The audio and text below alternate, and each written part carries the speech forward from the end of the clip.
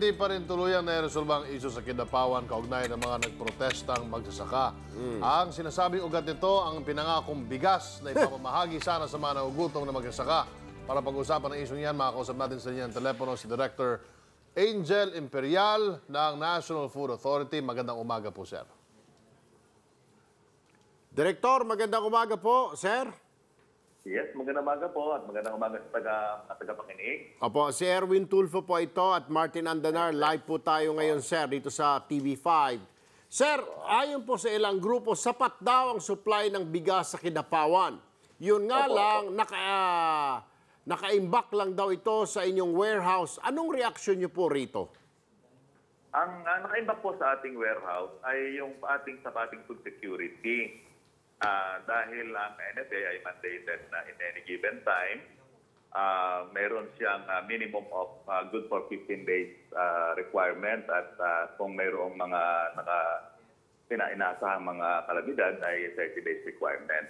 So talaga pong nandoon yung ang sinasabi natin na sapat na insofar as NFA stocks are concerned.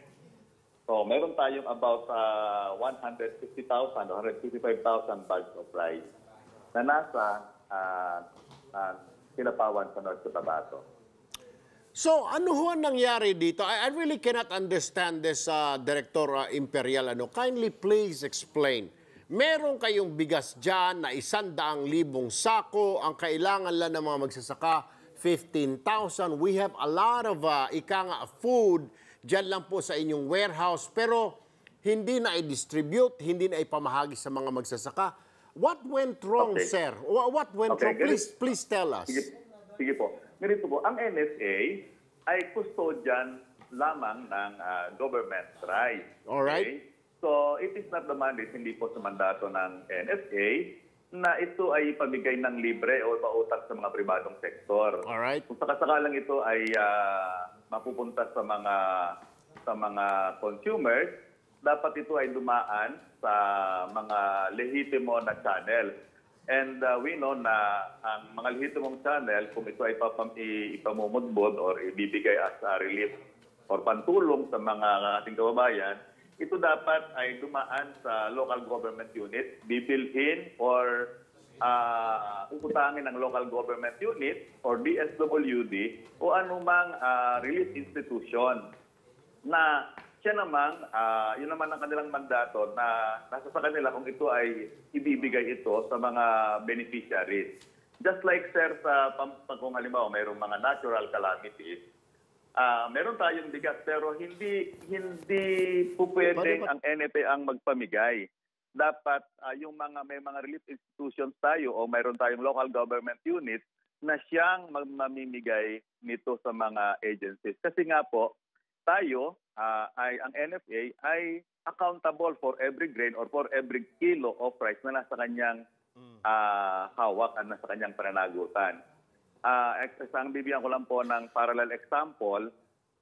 Kung halimbawa po, halimbawa walang pera ang mga kababayan nating Pilipino. So, meron tayong government bank na may hawak na pera. Hindi po pwedeng yung mga bangko ang rektang magpamudbud ng pera o magpamigay ng pera sa mga taong walang pera. So, ganoon din po ang NFA. Ang NFA ay custodian lamang ng government stocks, ng government rights, but it's not the mandate. At hindi po pwedeng basta ipamigay natin ito. Dapat dumaan ito sa local government units, sa DSWD, or even private sector na siya namang bibili sa NFA. At siyang, pag nabili yun sa NFA, yun naman ang gagamitin nila na pambigay sa kung sino mga beneficiaro ang dapat na makinabang. Alright, Director, ito po yung sunod na katanungan ko po.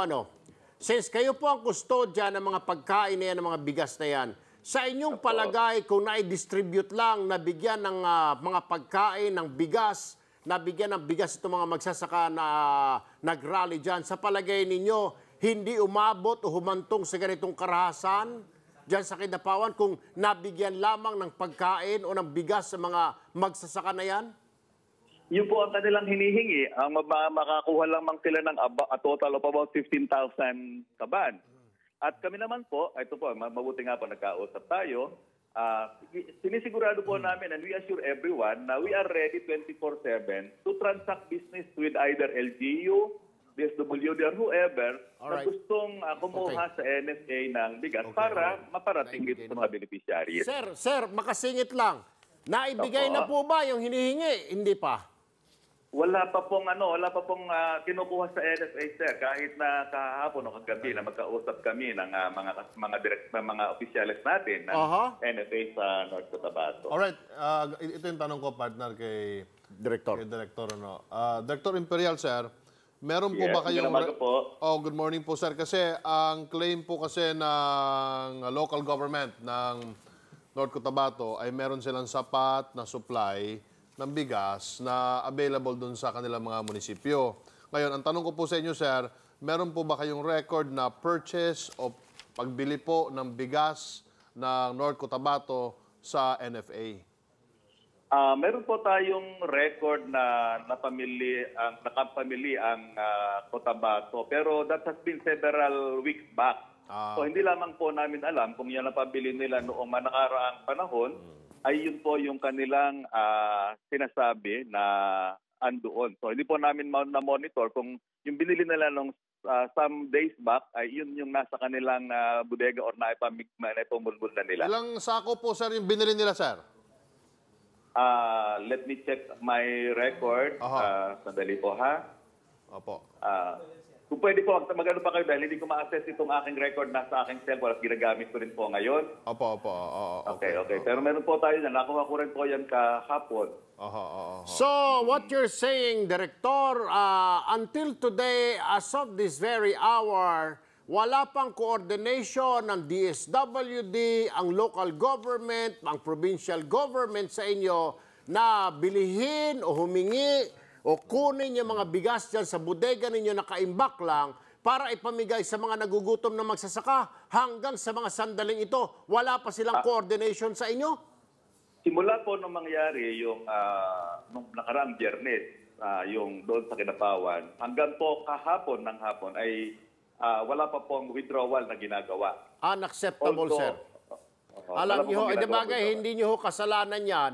Mukhang nakikita ko may problema rito ang lokal na pamahalaan, ang Department of Social Welfare and Development, maging yung tanggapan ng Office of the Food Security, SAR, na si Secretary Frederita Giza, kung saan under kayo, dapat itong mga ito ay maimbestigahan dahil nangamatay na ho yung tao sa gutom, nabugbog pa, gutom na nga, nabugbog pa, napatay pa, dahil lamang natural, sir, pag gutom ka, hindi mo na alam gagawin mo. Abay, iinit ang ulo mo, lalo ba't nakikita mo yung anak mo nagugutom at walang makain, talagang gagawa ka, ika nga kahit na sa patalim ka kakapit, pag nakita mo yung mga mahal mo sa buhay, nagugutom. Di ho ba sa bagay, hindi po ninyo kasalanan yan. Mukhang may problema tayo itong hinayupak na red tape natin dito sa ating bayan. Lagi ito ang nagiging problema, Director Imperial. Kasatunayan nga po, ang ating administrator, Ginoong Rirandalisay, first hour in the morning nung Sabado, nung katapos na mangyari, ay nagpunta doon siya sa Kinapawan mismo upang i-oversee kung ano man ang tulong na maibibigay ng NFA. At nakalis nga po siya doon. Ay linggo na ng hapon. Ang flight niya was Sunday, 7 o'clock. Parang kinausap niya yung mga opisyales natin doon and we are ready. Sabi nga po natin, NFA is ready 24/7 to transact business with any of those who would want to get rice from us na may distribute sa mga beneficiaries. Director, maraming salamat po. Director Angel Imperial ng Public Affairs Office ng National Food Authority. Magandang umaga at mabuhay po kayo, sir. Pero, maraming salamat. Opo.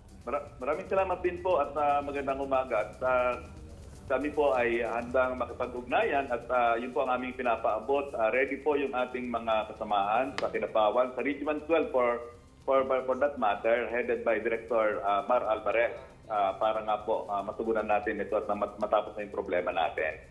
Ang panawagan ko naman, paring Martin, panawagan natin, itong si Secretary Dinky Soliman ng DSWD, itong si Governor Mendoza ng North Cotabato, itong si Food Security Czar, Secretary Giza, mga sir, mga ma'am, magsigising na ho kayo, bumangon, tumindig, meron na ho tayong mga patay, meron ho tayong ilang libong nagugutom na mga magsasaka kasama ang kanilang mga pamilya, anak, misis.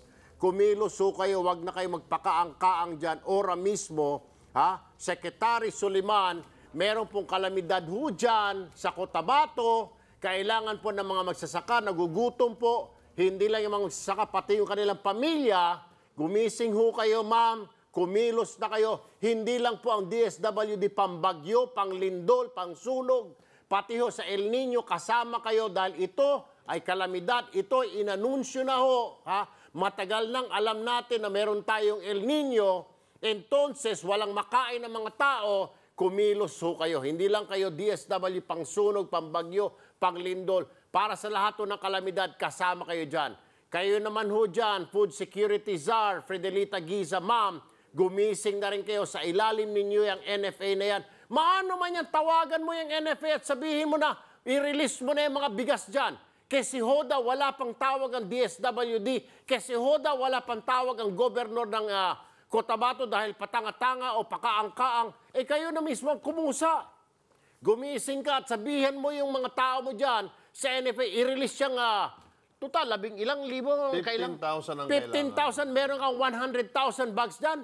Sus, Mario Josep. Ano yan, pabubulukin na naman ninyo. Ikaw naman, Governor Mendoza, sana naman sir, bago ka nag-utos ng mga dispersal, na violent dispersal, na pumunta ka muna sa lugar bago ka nagngaw-ngaw, sinilip mo muna, tinignan mo sitwasyon, dahil yung mga constituent mo, nagutom lang yung mga yan, kaya nandyan, ang kailangan lang humingi ng pagkain, hindi lang para kung ano-anong kalokohan. Nagugutom ang pamilya, natural, pumunta sila dyan. Sus, Mario Josep, kayo mga tinagurian pa naman kayo mga nasa gobyerno, mga sandamukal kayo mga tanga. Be sure to come back. Use 5 everywhere. Copyright 2016.